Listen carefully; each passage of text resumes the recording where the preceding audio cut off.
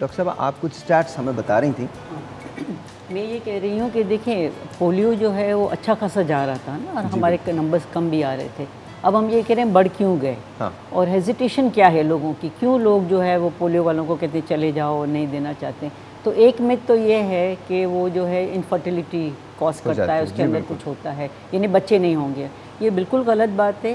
دنیا میں 3 بلین بچوں کو 10 بلین ڈوزز دیے گئے ہیں. 3 بلین بچوں کو 10 بلین ڈوزز پولیو دیے گئے ہیں، اور کسی کو کچھ نہیں ہوا ہے. اور ماشاءاللہ پاکستان کی پاپولیشن بڑھ رہی ہے، کم نہیں ہو رہی ہے، حالانکہ ہم 20 25 30 سال سے پولیو ڈیز منا رہے ہیں. تو یہ بالکل ایک غلط بات ہے.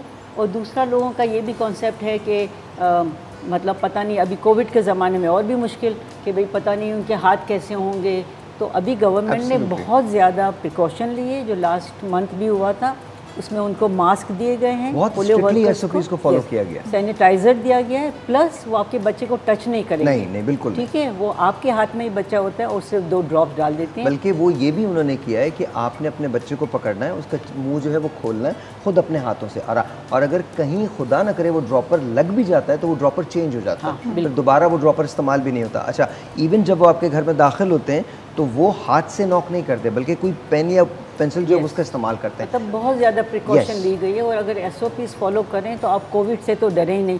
اور دیکھیں میں آپ کو بتاؤں، میں نے حساب کیا، پاکستان میں 15,000 بچے روز پیدا ہوتے ہیں.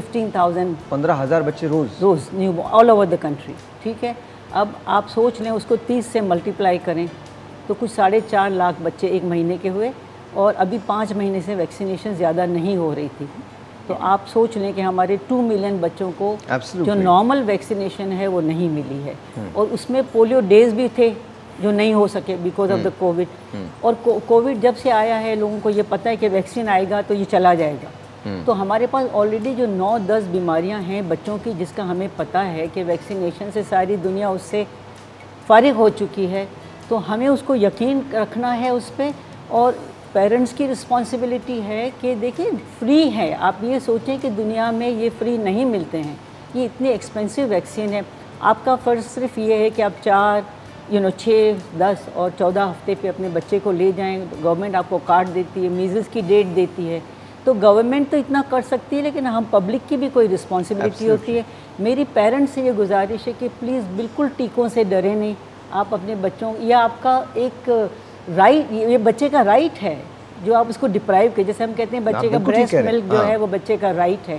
تو یہ جو ویکسینیشن ہے اگر ہم نہیں دیتے تو ہم گناہ کما رہے ہیں. کیونکہ یہ ایک بچہ جب پیدا ہوا تھا تو اس نے نہیں کہا تھا، ہم نے اس کو پیدا کیا ہے. تو اس کا یہ رائٹ ہے کہ اس کو وہ چیزیں ملنی چاہیے جو اس کو بیماریوں سے بچائیں. جی ڈاکٹر صاحب، بہت اچھی بات کی.